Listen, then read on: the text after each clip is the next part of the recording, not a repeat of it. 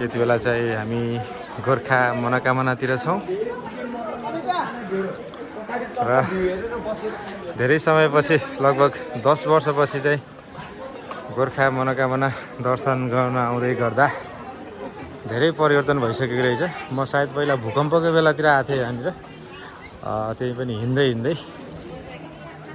र अहिले चाहिँ 2-3 घन्टाको प्रतीक्षापछि बल्ल केबल कार चढेर चाहिँ अहिले हामी चाहिँ मनोकामना मन्दिरको नजिकै छ। उहाँ भन्दै हुनुहुन्छ तातो रोटी मिठो खाना चाहिँ यता छ भन्दै, मिठो मिठो खाना खुवाउँछु भन्दै हुनुहुन्छ। र हामी चाहिँ पहिला पूजा गर्ने अनि र खाना खाने तर्खर गर्नेछौँ। एकदम यहाँ त भिडभाड धेरै विस्तार भइसकेको छ। ल हामी चाहिँ अहिले मनोकामना मन्दिरको हामी दर्शन गर्दैछौँ। आज चाहिँ नयाँ साल 2083 वैशाख 1 गते नयाँ सालको सबैलाई शुभकामना दिन चाहन्छु। तपाईँहरूको मनोकांक्षा स्वास्थ्य सबै चाहिँ मनोकामना माइले चाहिँ तपाईँहरूको रक्षा गर्नुहोस्। नयाँ सालको सबैलाई शुभकामना छ। र आज चाहिँ मान्छेको भिड चाहिँ यस्तो देख्न सकिन्छ।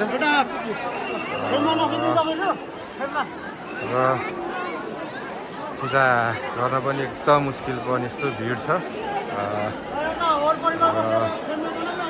यस्तो छ। अनि रुक्मिणी मिस पूजा सामग्री बोकेर पूजाको लागि अगाडि बढ्दै हुनुहुन्छ। र परेवाहरू चाहिँ यस्तो देख्न सकिन्छ यहाँनिर। र म पहिला आउँदा चाहिँ भूकम्पले चाहिँ अलिकति जिउँडो थियो मन्दिर, अहिले चाहिँ मन्दिर यस्तो देख्न सकिन्छ। ल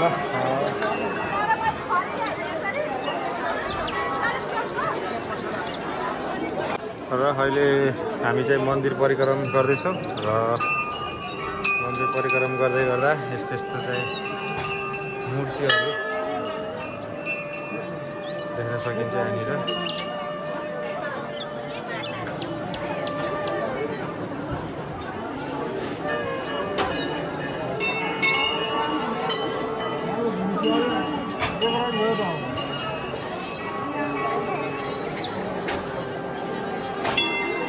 ढुक गर्दै हिँड।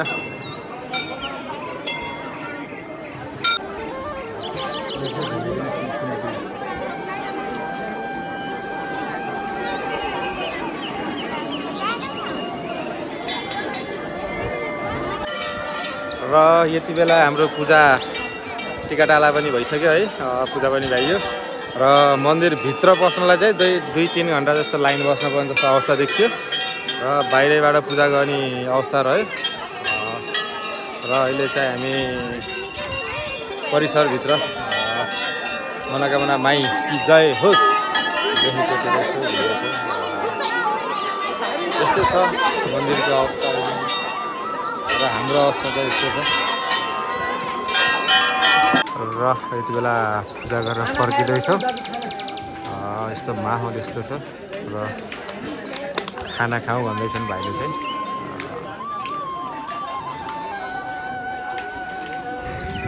र बुढीले चाहिँ यता के किनमेल तर्फरमा छ।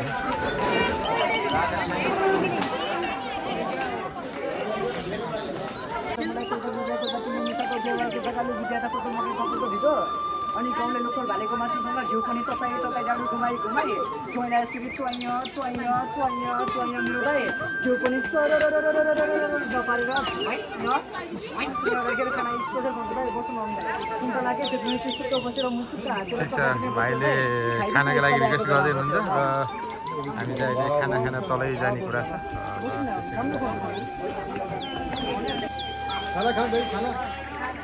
खाना नखाउँ होला है।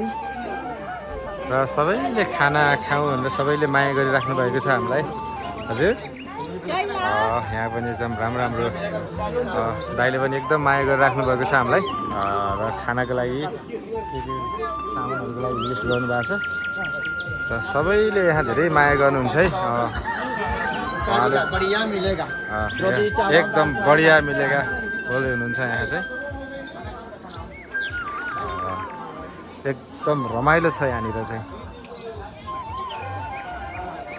नमिठो त कहिले नदिने कुरा छ सबले मिठै मिठो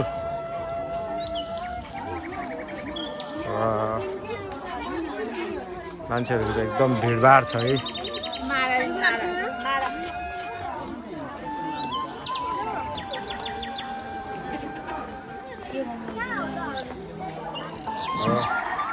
लोकल भाले चाहिँ यहाँनिर पाइन्छ है पूजा गर्न म भक्कल भएकोहरूलाई चाहिँ लोकल भाले दाइकोमा है नि ट्याक्क कति रुपियाँ गोटा हो दाइ ठुलो छ डर लाग्दो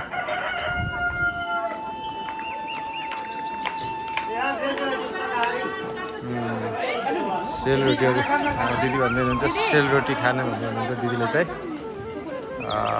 र होटल मारवाडी अच्छा अच्छा मिलेगा कैसा मिलेगा खाना अच्छा मिलेगा एकदम बढ़िया मिलेगा रोटी पानी खाना पानी तातो तातो तातो मिल्छ भन्दै हुनुहुन्छ उहाँले चाहिँ एकदम मिठो मारवाडी यहाँको चाहिँ मुछ पनि एकदम खतरनाक छ एकदम दामी छ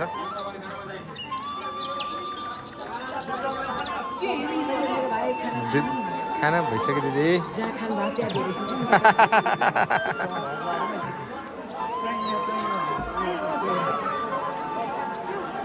दिदीले चाहिँ भन्दै हुनुहुन्छ जहाँ भात खाएको वहीँ भिडियो खिचिदिनु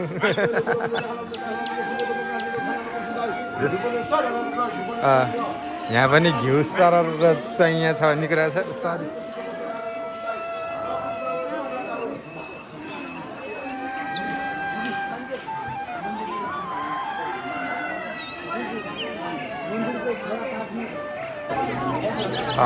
तल झर्नको लागि पनि यस्तो लाइन छ यहाँनिर कोही यता जाने कोही यता जाने डबल तिर्बल लाइन छ कोही उता फर्किनु भएको छ कोही यता फर्किनु भएको छ कोही उता फर्किनु भएको छ